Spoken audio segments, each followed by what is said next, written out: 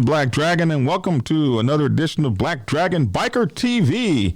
Brought to you by the Black Dragon Biker News Network. Biker news you can trust. And I'd like to thank you guys for tuning in from wherever it is in the world that you happen to be. So, check it out. We are having a good time here. Our technology has decided to die on us, but that's okay. We have our guest on audio now. So I'd like to welcome to the show for a second time, Born, one percenter, Rollin Knights Motorcycle Club National VP, the co-founder and acting national VP.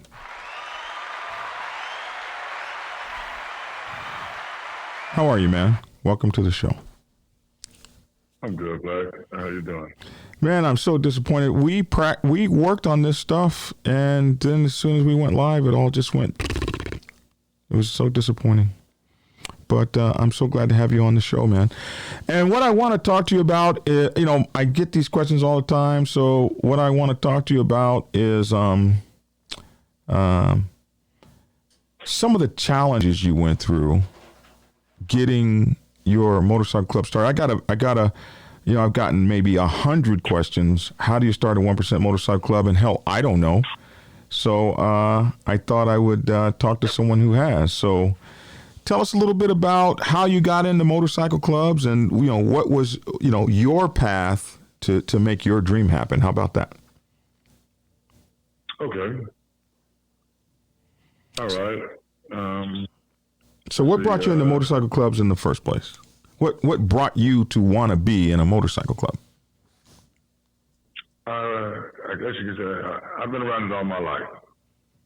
I mean, I grew up in LA County, and my uncle, my grandfather, they were in motorcycle clubs, and parents of friends, and it was just kind of the thing to do growing up. I was around the Brothers of the Sons. Mm-hmm. My uncle was a Brother of the Sun, and my grandfather was a Magic Wheel. Wow. And then my father ran construction companies in San Bernardino County, and he actually had Hell's Angels working for him. Mm-hmm. So I was around those guys as a kid growing up, and so it seems like almost everywhere I looked, there were bikers. And then, and so it was they were always there. I was always at the biker parties. At that time, there was they did a lot of things with the kids. They did their picnics and everything, and so we were always around. Southern Sea was one of the big events we had back when I was young. Mm-hmm. It's kind of dried up now, you don't hear about it no more, but that was one of the big things back in the 70s and 60s back then for Southern Cal. Right. So, you kind of grew up in it. Those are some actually very storied and fabled West Coast clubs. You kind of grew into it, grew up around it. So naturally, as you got older, you wanted to participate in it. Yeah. And then I was doing security work and for this Puerto Rican club, and it was frequented by DMX's crew, the Rough Riders. Mm-hmm. They were just starting up here at the time in Arizona, and I was, I had a crotch rocket or a sports bike, and they had asked me to get down with them for a minute. But then I realized that they were about to stunt and the chasing females, and realized that wasn't the MC life. Mm-hmm. And when I realized that, I found a club in Arizona that I knew from back in the day, which was the Deuces. Yeah. Yeah. And I got involved with the Deuces and met a brother that I clicked real tight with, and his name was Rollin Rondo. And I prospected with them and worked my way up and became his vice president. At that time, he was the president of the charter. And we went through some management issues, you know, on and off for a few years after we kind of built Arizona Deuces up and couldn't resolve those issues. And together we decided that, you know, that the Deuces in Arizona wasn't for us no more. And it was about, and the Deuces were a co-ed club at the time. And, you know, after, you know, quite a few months of trying to resolve that issue, you know, we made one more attempt at trying to resolve it and decided that if we didn't get nothing satisfied, we would probably be leaving. But going to another club was out of the question, even then. And that was in 2005. You know, just club hopping wasn't an option. And for those that don't know, club hopping means leaving one club, going to another club. You know, that's, to me and Rondo back then, that was a loyalty issue.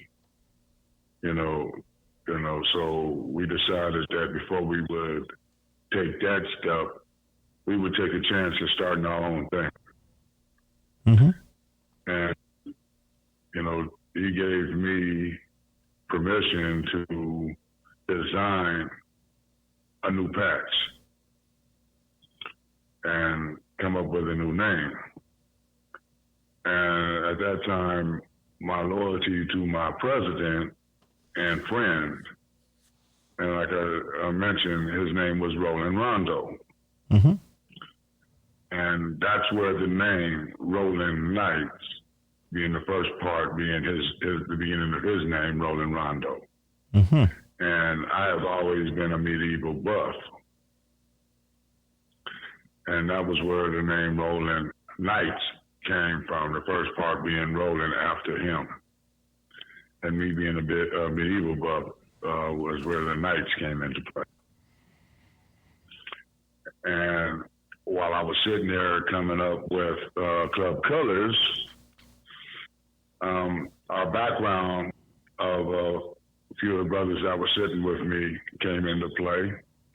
I'm a old gang member from Compton, California, which I'm a Piru blood and our colors were burgundy. And another brother that was sitting with me happened to be from Harlem Crip. And that was how we came up with the two colors in the club, which was maroon and blue. And Rondo was a college fraternity brother. And he used to always separate me and my brother and said we would always get into gang issues and shit. And we called him the Silver Liner. And our colors end up coming when we were finished were maroon, blue, and silver. And that's how we came up with the colors in our patch. And so we actually commissioned, at that time I was going to Mesa Community College.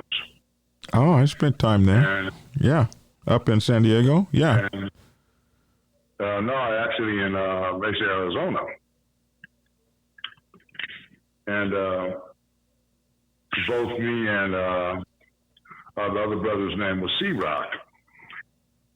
And we actually went to the art department and found an artist to take that original design and he drew a painting of our original design.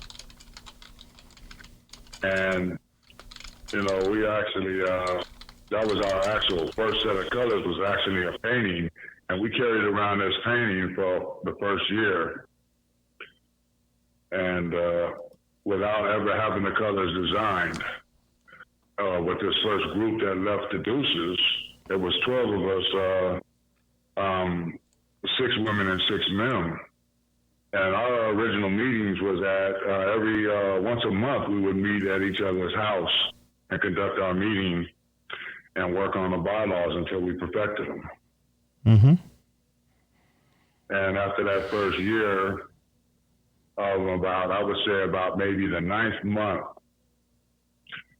because we came from the Deuces, and even today, if you look at our patch, it has that shield design after the Deuces.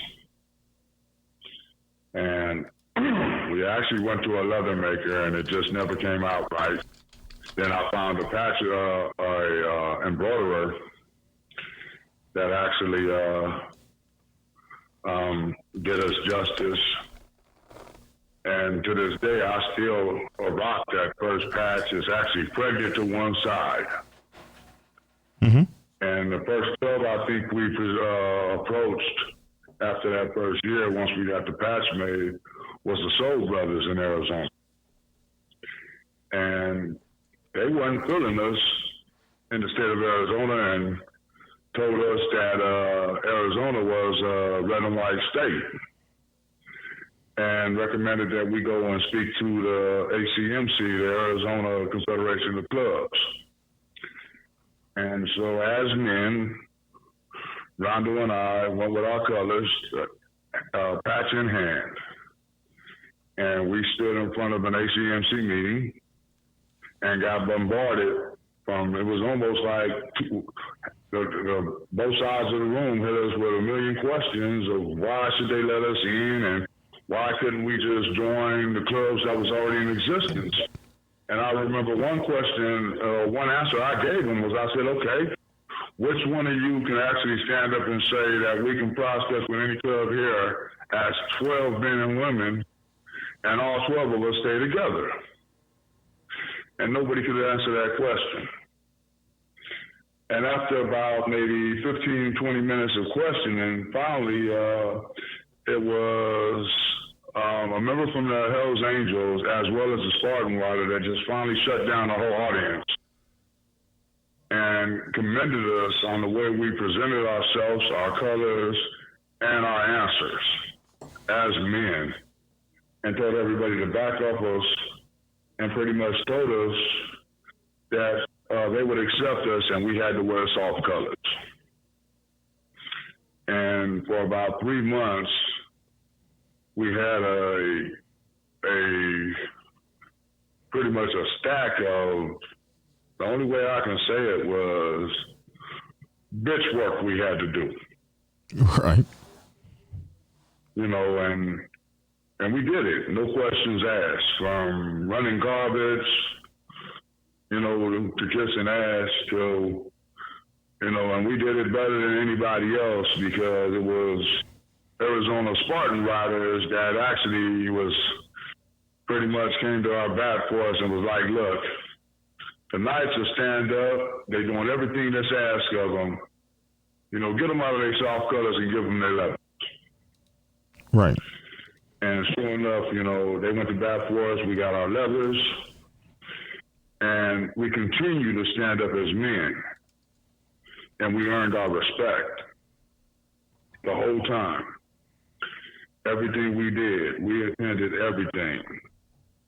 And anybody out there, the understanding is that in the motorcycle community, it is a thick-ass line between the black and white MC world. Mm-hmm. It is only in the last maybe, I would say, 5 to 10 years that line has actually got thin. And we like to, at one point, to be able to brag and say, we were crossing that line like it was a thing to do. We were participating with clubs on both sides of that line to the point to where it became an issue. It always does. But we did it, and we enjoyed doing it. You know, it was a matter of we liked being seen, and we liked to party.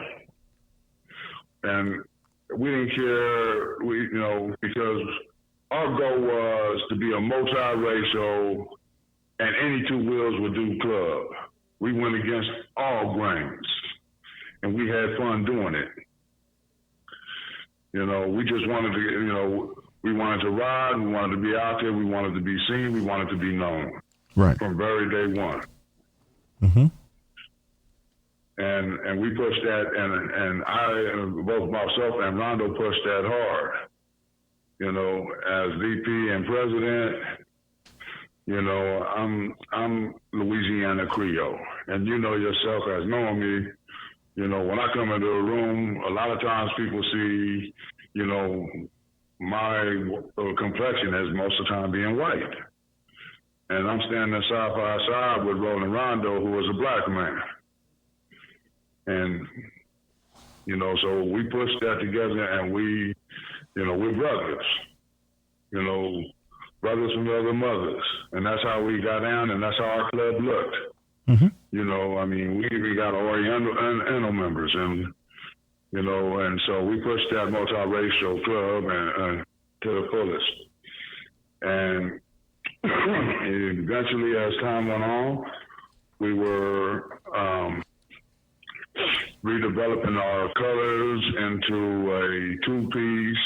No, at this time, you guys were a 99%er club, right? Pretty much, yeah. We were a one-piece. We started out as a one-piece club, one-piece batch. And so you're just a regular family club, and you were trying to expand. Yep. So what was that like, trying to expand across the country? What was that like? Because I remember you from those days, and it wasn't easy. I want you to tell the folks kind of what that was like. Oh man. Well, because that's really kind of when we met, I think, sometime probably right before or right around that time. Yeah, every time we tried to move forward, there was a roadblock from somebody. I mean, no matter what it was we were trying to do, from opening the clubhouse, we were told we couldn't do that because of various reasons. Because we had female officers, we couldn't open a clubhouse.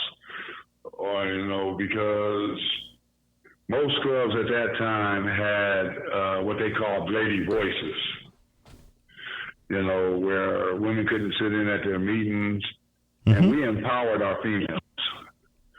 And that was, at that time, it was a no-no. And because coming from the Deuces, and Deuces had women riders that were kicking gears as hard as any man rider. And, and my attitude, I was raised by my mother and grandmother. Mm-hmm. My grandmother taught me how to shoot a pistol and lay brick. And so it wasn't, and then I had women that was riding with me in the Deuces that was kicking gears harder than some of the guys in the Deuces. So you always thought women were equal. You actually made women an equal part of your MC. Yeah, if they can, and my wife at the time was one of them, and I remember when we put her on the damn ground, we did a push across that Mojave Desert from Arizona to California. And, we stopped for gas. She grabbed 2 bottles of water, one to pour over her head, the second one to put in her pocket. And she filled up her bike, and she was pushing us out the gas station to hit the highway again. And, had guys struggling to keep up with her. And it was like, look, if this thing we doing is about riding, she doing it just as hard as everybody else. How we gonna make her less of a member? Mm-hmm. What's the difference other than what's between her legs? We hit a strip club. Shit, she tipping as many strippers as I was. she partying just as hard as the guys. I'm like, so hey, wait a minute, okay. And then you get them idiots and shit say MC stands for men's club. Bullshit. MC stands for motorcycle club. Don't change the game because you got women out there kicking it harder than you. So that's what the hell they did. There's an interesting thing you told me yesterday about being an outlaw. You when it came to following rules, and the rules of the motorcycle set at that time, and still pretty much, is that women would not be a part of a men's club as an equal member. And do you remember what that quote you told me about following rules? Yeah.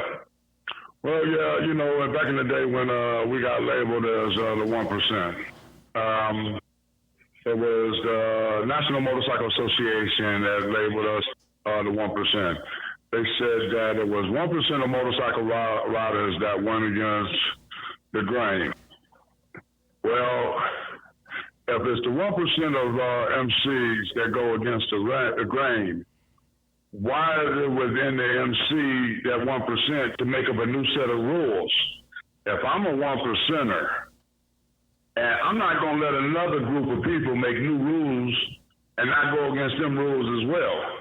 I'm going to go against all rules. You're not going to box me into another set of rules. The only rules I'm not going to go against is the rules that I make for my MC. You're not going to come along and say, okay, these are 1% rules. No, them are your 1% rules.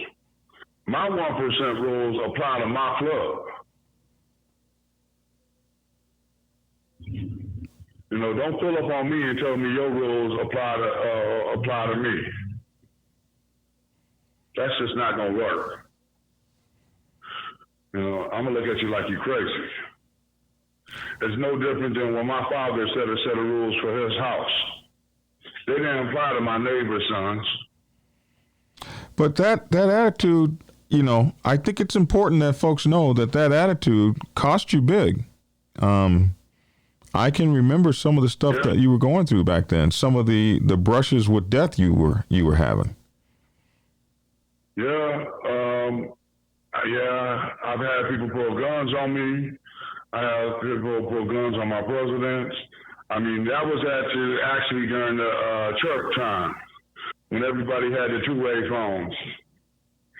And, which was the greatest phone we ever had in the MC community because, both myself and Rondo, we'd be riding by ourselves and stuff. We ain't never been no cowards, but we stayed in contact and knew where each other was. And on two wheels in Arizona, I can get anywhere in Arizona in 10 minutes or less. And Rondo would do his cigar shopping. And I remember this one particular time where he had his colors on and went into a cigar shop. And when he hit the cigar shop, he had another club pull up on him and meet him in the cigar shop, hit his shirt, and I can hear his whole conversations where these other guys was questioning who and what he was. I can hear the whole conversation. I was on the highway chasing him down, and vice versa. I'd have been hemmed up the same way, where Rollin Rondo, hearing my conversations and had to send help to me. But then again, like I said, I grew up in the streets of LA.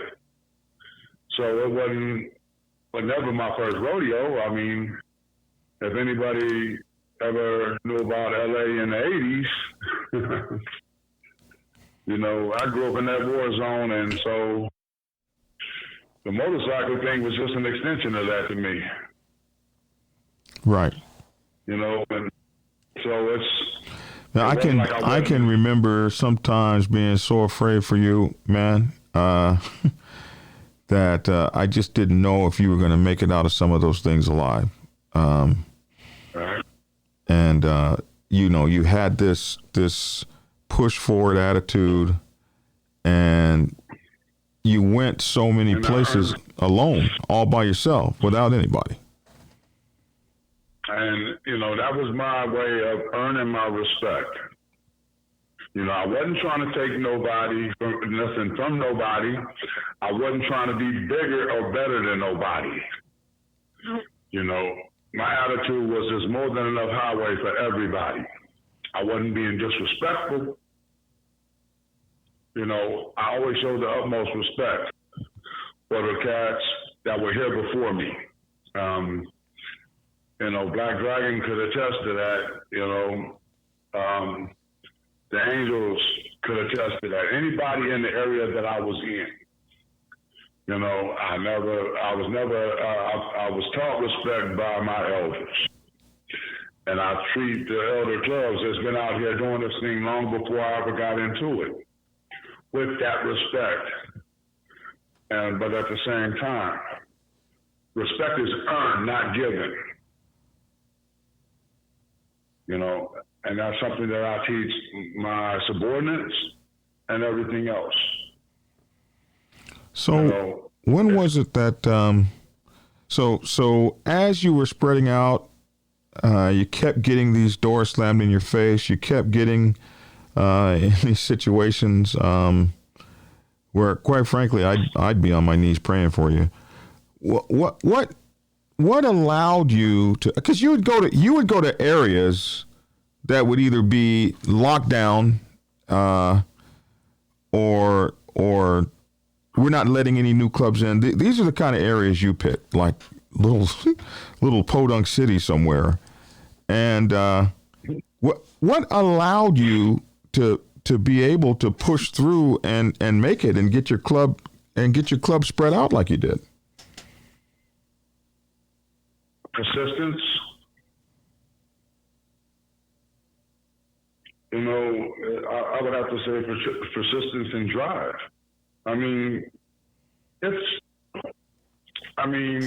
It's just that I'm not a quitter. I don't give up real easy. And I like to ride. I don't go away real easy. And some of my personal challenges, health-wise, life-wise, and it's, I've come to find that, it's kind of like, we all get those knocks at the door, and eventually you just gotta hear what they're selling, and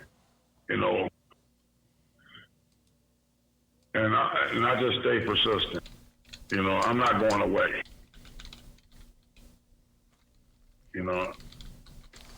So, and, there's been at what point did you determine that after you got your club started and at what point did you decide, okay, we're going to go all the way. We're gonna go 1%er. Because for most folks, that's pretty damn near an impossible feat.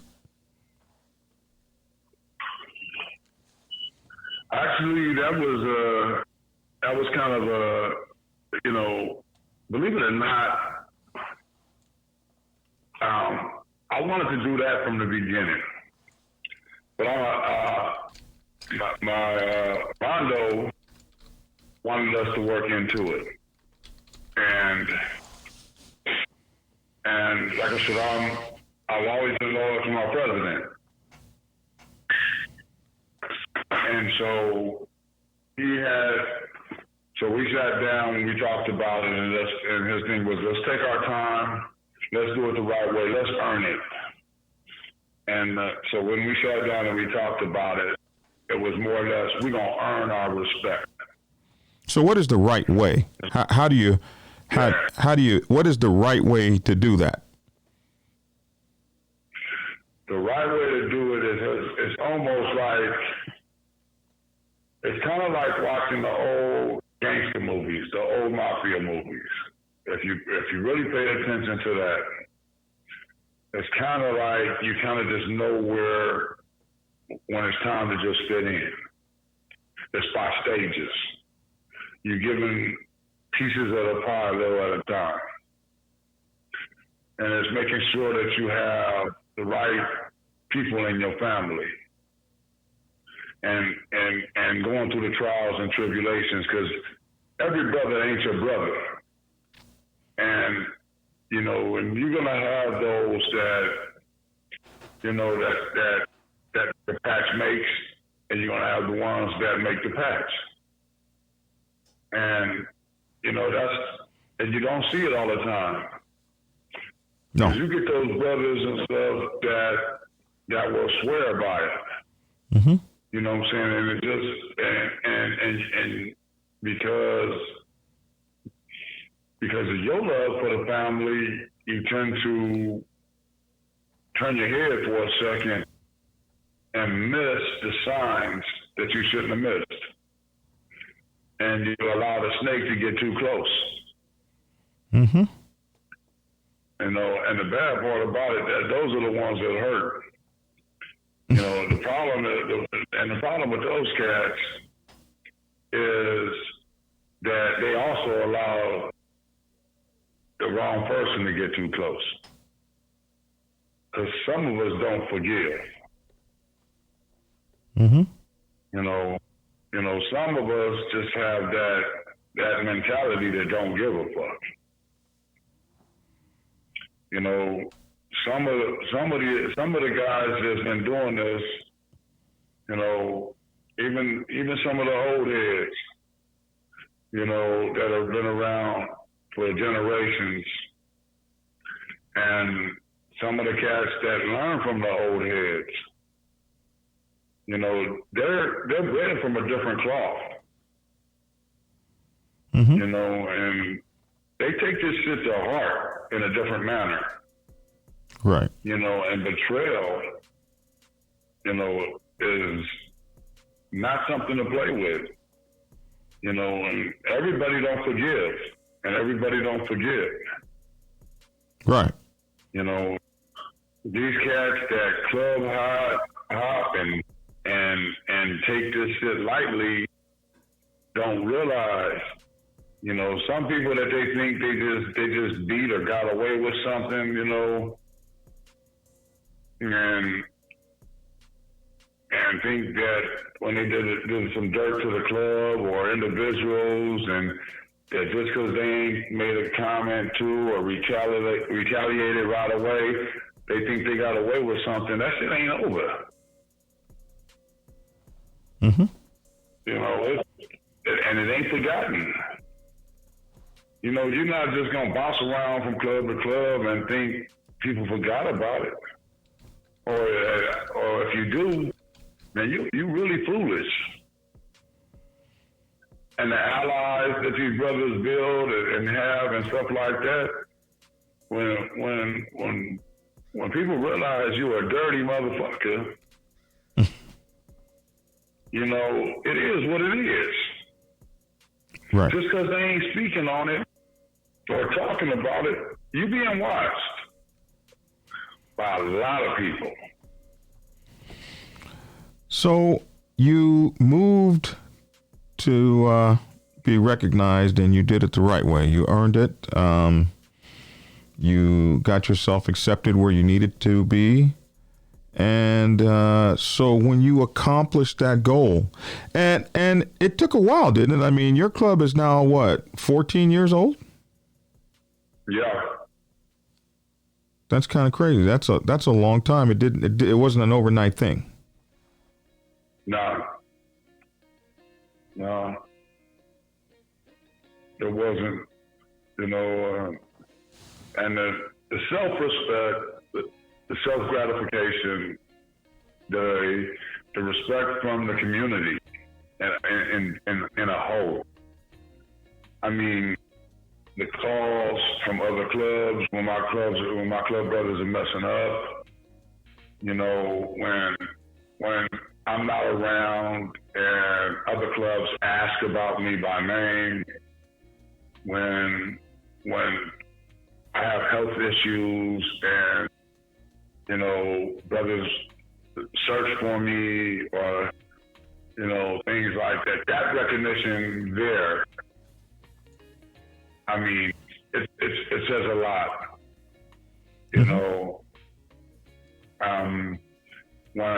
When I'm seen without my club colors on and people know who I am, my reputation when it speaks for itself, good, bad, right, wrong, or indifferent. I know that people know that I stand on my values. And they know that if I put my name on something, they know I'm gonna follow through with it. And so I want to throw a few words at you, and I want to get your response. So what does brotherhood mean to you? Family, unity, loyalty, understanding, love, respect.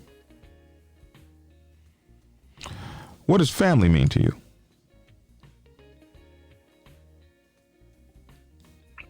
Someone I would lay down my life for.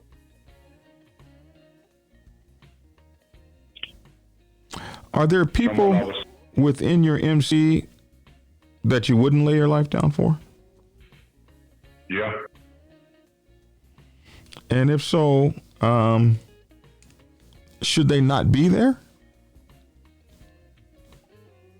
I'm sorry? So if there are folks in the MC that you wouldn't lay your life down for, should they no longer be there? Or is it okay for them to stay? Fuck no. If I got a person in my MC that I wouldn't take a bullet for or put my bike in the front of a car so they wouldn't lose their life, they shouldn't be in my MC. What about brothers that do things to put the MC in jeopardy? What's your feeling about them? If there's a brother that would do something that would jeopardize my MC, they don't need to be in my MC. One prime example is, RICO, the RICO Act can put my whole MC in jail. If I got a member that think he can sell drugs or do something illegal with this patch on, knowing that not only would he go to jail, but put everybody else in jail, he better pray we don't wind up in the same prison together. Because he was not acting as his brother's keeper. So he stopped being my brother once he put me in danger. So it's the responsibility of club members to act in such a way that they keep the club protected at all times. Yeah. We are all responsible for one another. Once one forget that, he is no longer acting in the best interest of the club or his family. So I recently had an ex-Hells Angel on. His name was Jake Sawyer, really incredible old guy who just did so many things in life. And I asked him this, and I wanted to ask you, and I know, this is probably kind of a standard answer, but I kind of always like to ask to see, what the trend is, what the true feeling is. So I asked him about snitches, and I'll ask you, what is your, I throw a word out, snitches, what's your response?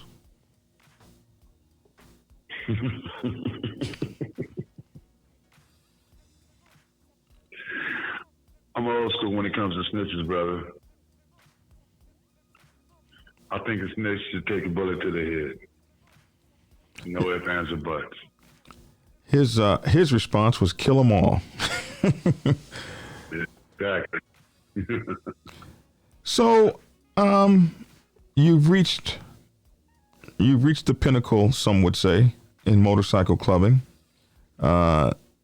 In terms of your respect level, you've got your MC, you've got your diamond, you've got your state. You have a well recognized MC that's 14 years old and moves all over. What's next? What's next for you as someone that's reached the pinnacle of motorcyclism? I mean, you've gone all the way to the top of your club. You founded it. You built it. You know, we were out doing it at the same time. We were both building clubs across the country at the same time. You had mentors. Tell me about your mentors. Tell me how people helped you form your club, what you were doing. My mentors, and I've been told at one point, I've actually, had issues because of a few of my mentors. And I've actually had, people have issues because of who my friends are. Again, that's one of them things that ain't nobody gonna ever tell me who I can and can't be friends with.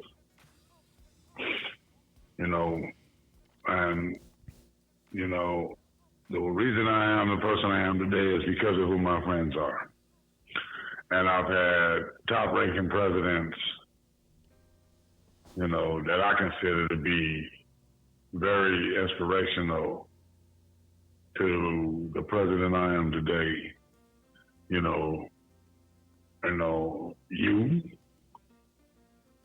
being one of them, Black Dragon, Sonny Barger with the Angels, a very close friend of mine, and, I've done,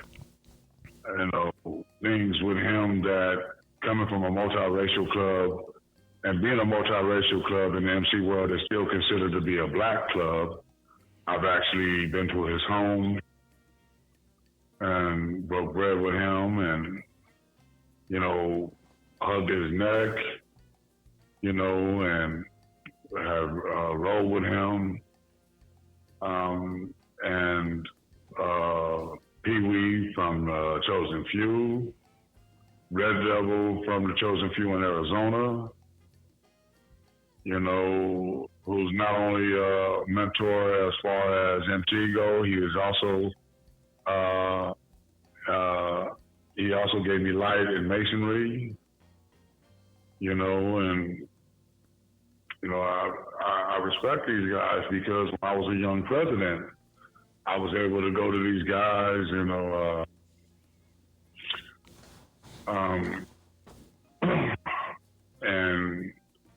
Mount with the Deuces, in LA. I love that brother to death. He was Mother Chapter president, at that time, when I was with the Deuces, I had a lot of insight when I was a young vice president, and, it's man, I can go on forever, Star Bob, with Cave Creek, man. I mean, I call these guys up, several presidents was in the Spartan Riders in Arizona, just, man, I can drop names all damn day, which, just to let you, young cats coming up in the MC world, which dropping names is a no-no, and I'm not doing this as far as, to boost my political career, I'm not dropping names for no other reasons but to say, along my way, bumping into these guys, just for asking them questions when I didn't have an answer, to something when I was learning, helped me out. But, when you out there getting down, and you run into some shit, and that's the one thing you don't do as a club. You don't drop names. That's protocol 101. You never drop a name to say somebody said you can or can't. Right. To say somebody said you can or can't. Absolutely. That will, because you never know if that person is no longer a member or has been put out bad. Right. And dropping that person's name might get your ass whooped. Amen. Amen. So when you're out there doing your thing, you on your own. Paul Boyle says, "Good to see you, Born. Looking good." Thank you, Paul. And looking good. Me and General missed the shit out of you. Is he talking about General from the Spartan Riders? Yeah. I'll be damned. Small world. Yeah, man, Paul, man, I love him to death. Actually, that's the motherfucker that got us our colors. Wow. I love him to death. He it's crazy to find out who actually watches the show. Please tell General Black Dragon said I hope he's been well. But it's absolutely crazy. You don't know who's watching the damn show. And my hardest battles out there was with my health issues. Mm-hmm. Yeah, you've been through a litany of health issues. I'm so glad that you're still alive, brother, because I didn't know if you would be for the longest. Yeah, I had that esophageal cancer. I had that 4% survival rate. 10 years ago. Yeah, and I wasn't supposed to be here at this point. Yeah, sometimes I just when you had the esophageal cancer, I thought you were gone. I was just like, oh my goodness. And here you are. God is smiling upon you, and through all of that, and then your personal pain. While you were doing this and building this, and there's a lot that you haven't said. That I remember times that you were surrounded. I remember times when people put guns up to your head.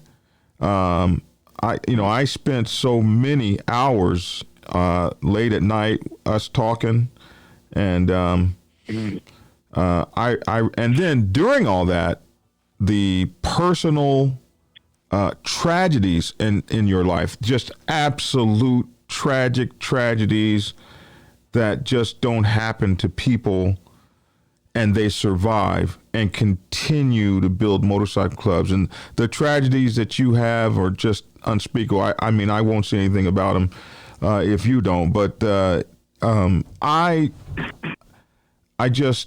never knew where you got the strength to keep going. Hey, Gremlin Bells.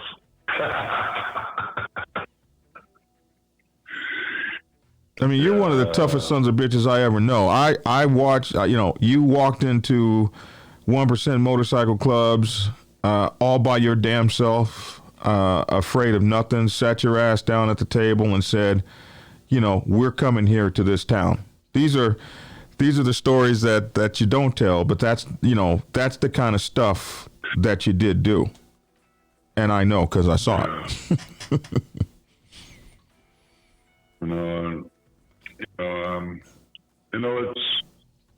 Before every and anything, I'm a God-fearing man, and I'm a respectful man.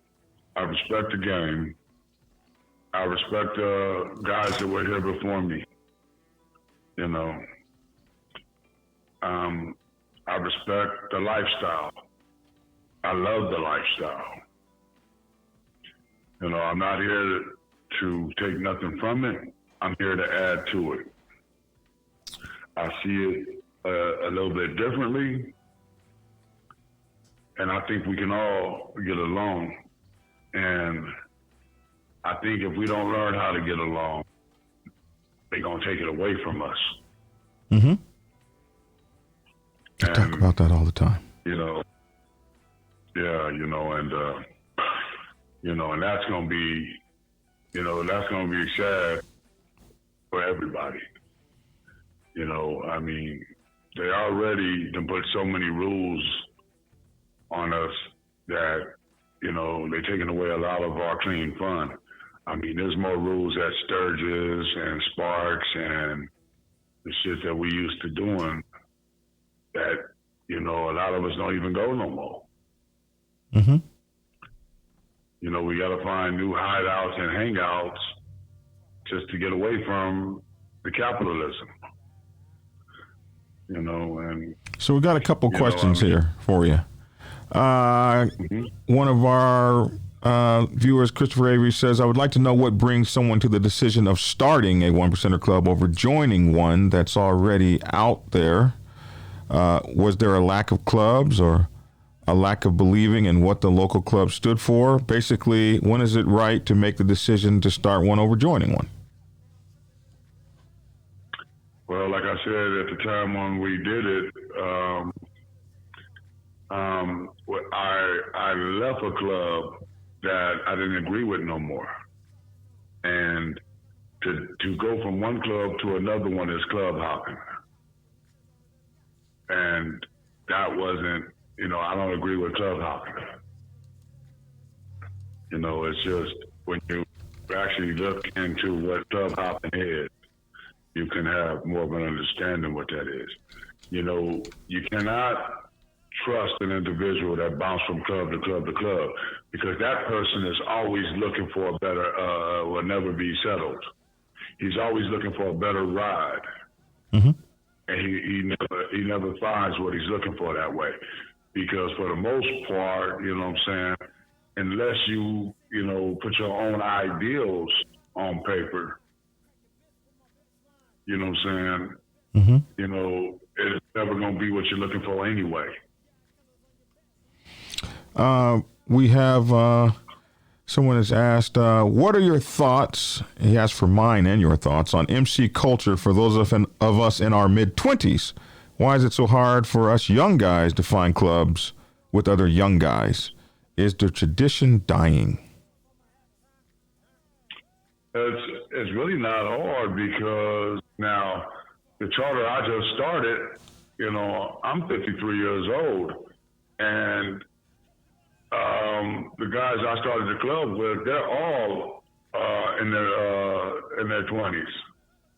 Mm-hmm. I just happened to be here in Oklahoma and started it. Right. And I was in the mood to start teaching and mentoring. Mm-hmm. And so I mean, it's guys out there that's willing to do that still. So I mean, it's really not that hard if you just take the time to look.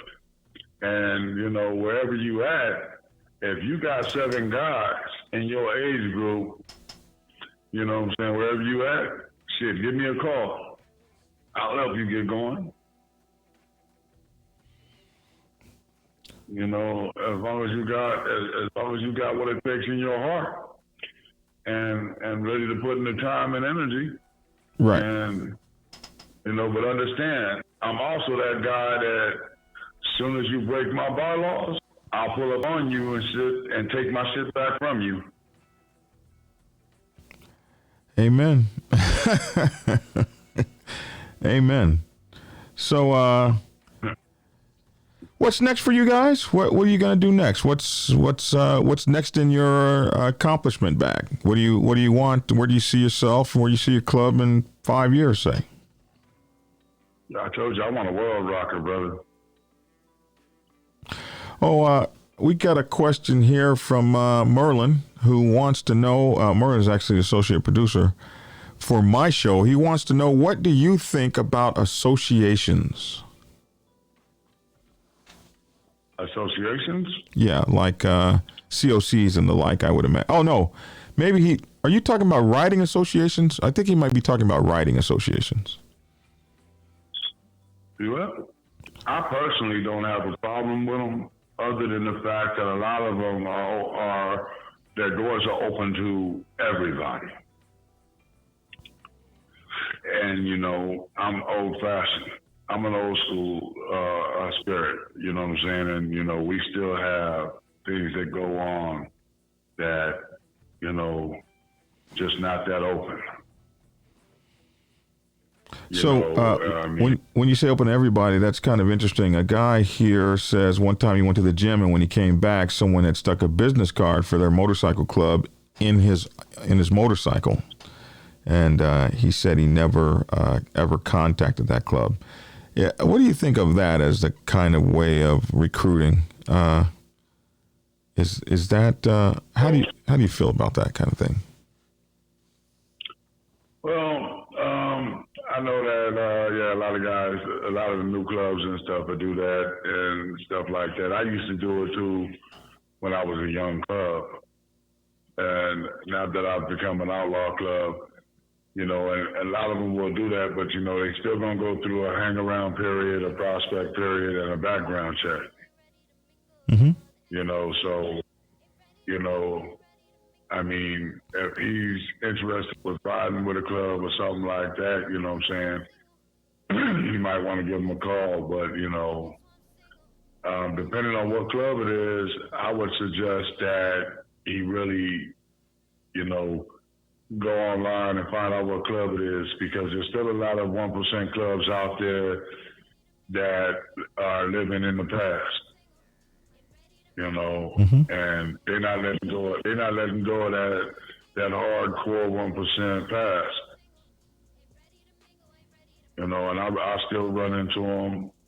They still think it's necessary to fight over territory and bullshit, and they're not gonna let that go. What do you think of that as the future? How do you feel that affects the future of the MC community? I think that's gonna get us wiped off the planet. For example, right now, to go to Europe, and I've been invited to Spain, but to get there, I gotta hide my cut.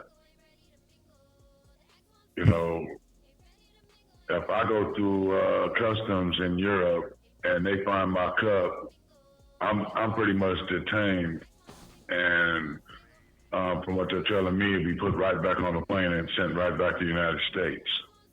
Mm-hmm. I've seen that. So, and if they don't,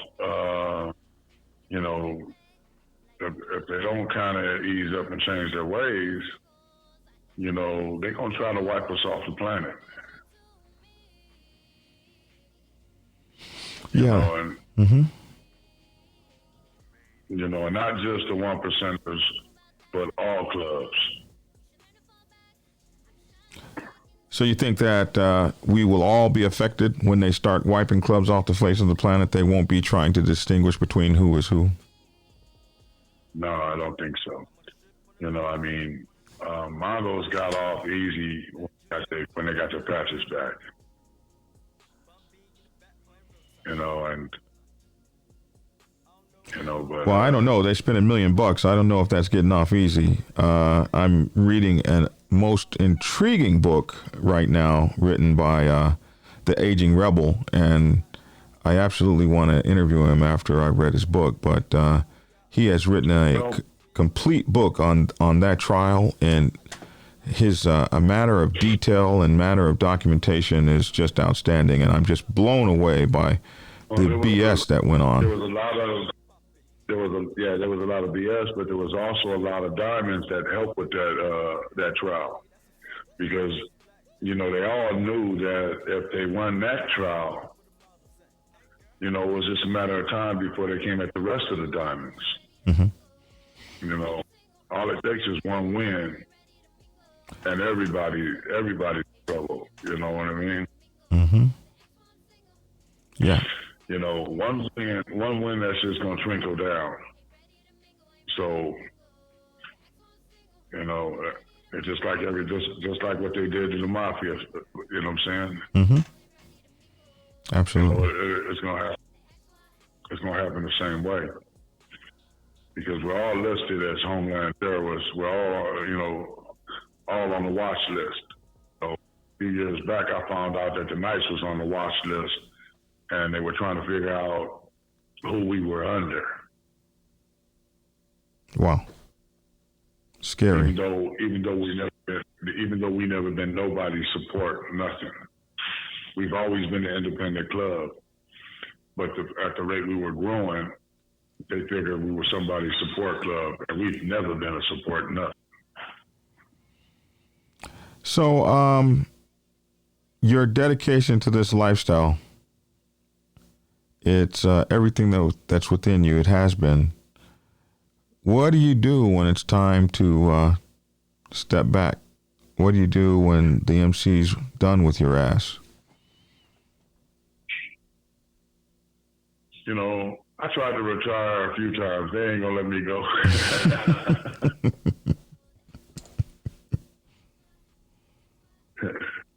Well, I think my MC is not gonna be done with me until the world is done with me. When you're gone, do you want to be buried in your colors? Well, I guess you will be because you have yours on your back. Yeah. Yours are tattooed on your skin. But yeah. Do you want a suit on or do you want your colors on? Oh, my colors on. Yeah. You know, my daughter is a patch holder. That's 20 years old and a rider. So, and my son's looking for his bike now. So, yeah, I got my next generation is coming up riding. Somebody says, why wouldn't the dominant in my area allow us to form a simple RC made up of men, women, and kids? We help veterans and kids at St. Jude. I'm just curious. I'm sorry, what's that? Someone just asked, why wouldn't the dominant 1%er in my area allow us to form a simple RC riding club just made up of men, women, and kids? We help veterans and kids at St. Jude. I'm just curious, he says. He asks. Why wouldn't they? I don't see why they wouldn't.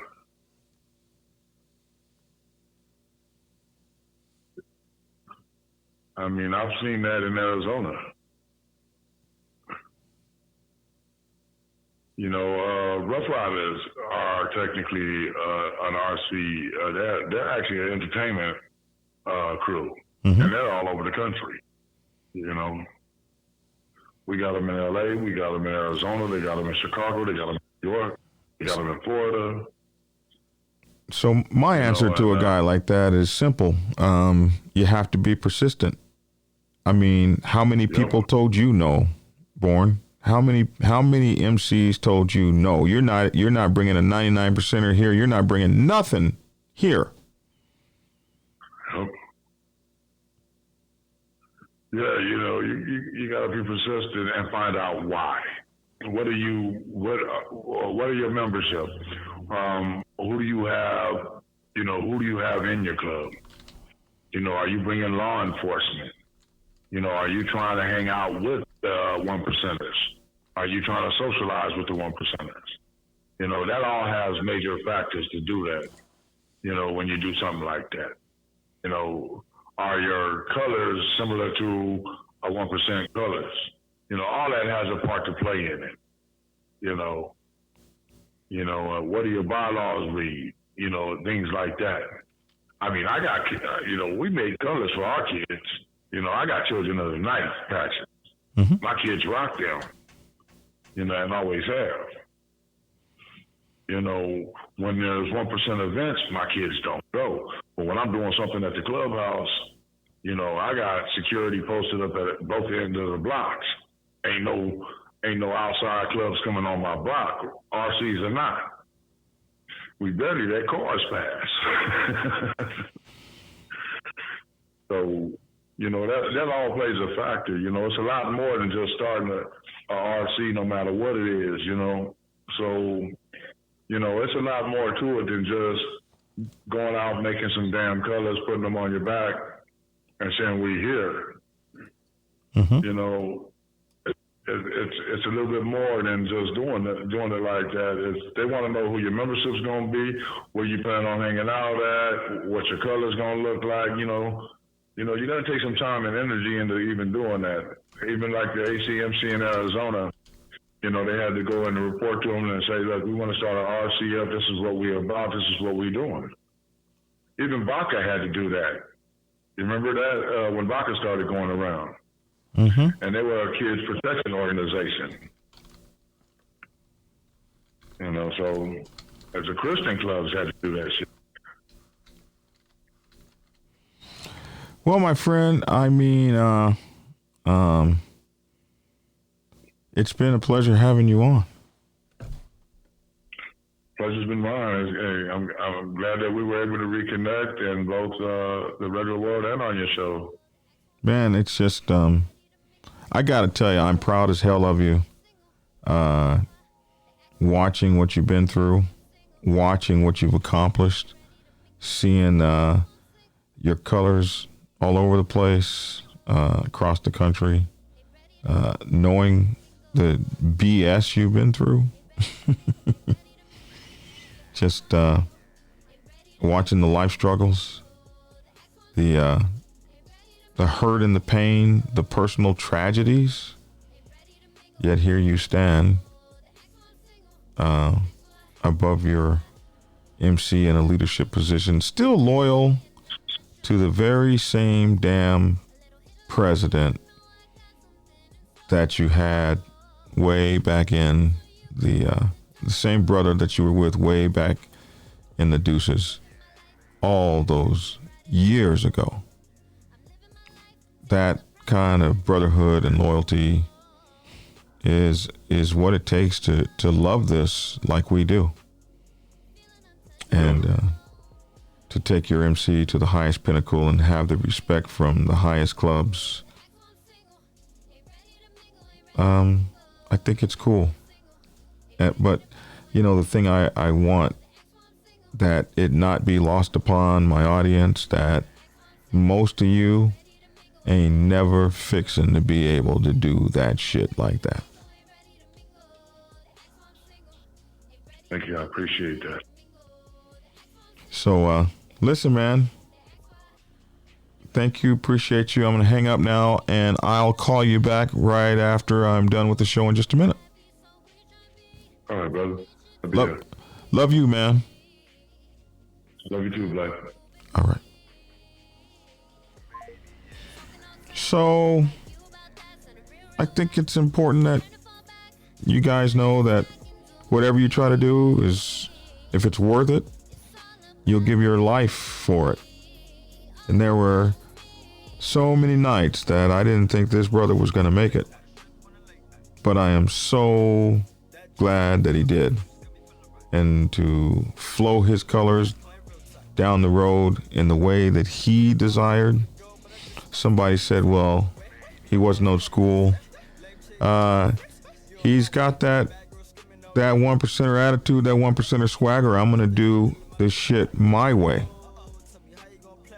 And I think that's probably what those guys have to do what they do. They could give a care less about the things that some of the rest of us care about. So anyway, hope that answers those questions. You know, those are questions I can't answer. I've never done anything like that. So I've consulted with a lot of guys that have and have helped them as best I can on the phone. But they go out and they do the work and they make it happen. And that's what you have to do. Somebody says, well, why won't they let my RC? Why Why won't they let my RC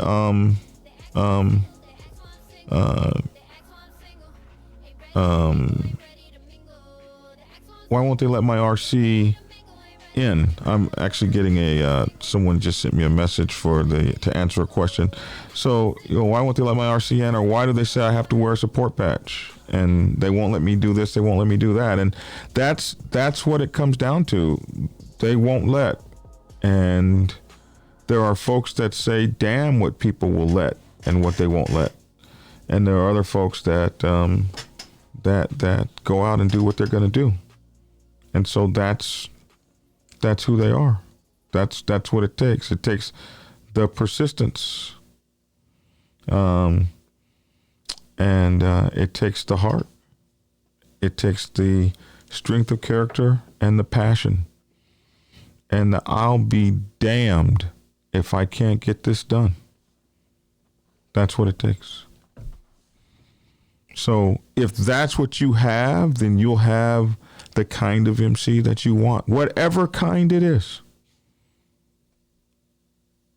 And if you don't quite have that chutzpah, your level of MC will be a little different, all the way down to someone telling you, no, you can't be here. And you say, okay, and take that. And there's no disrespect or dishonor in any of it. It's how you live your life that really matters. So that's my 2 cents.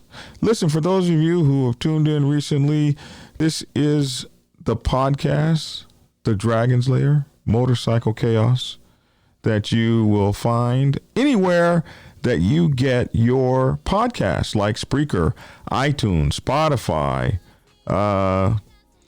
iHeartRadio. We're on all those. Podcasts, Podbeam, any place you get your podcasts. You can get the Dragon's Lair, Motorcycle Chaos. Also, check us out on our online news magazine, BikerLiberty.com.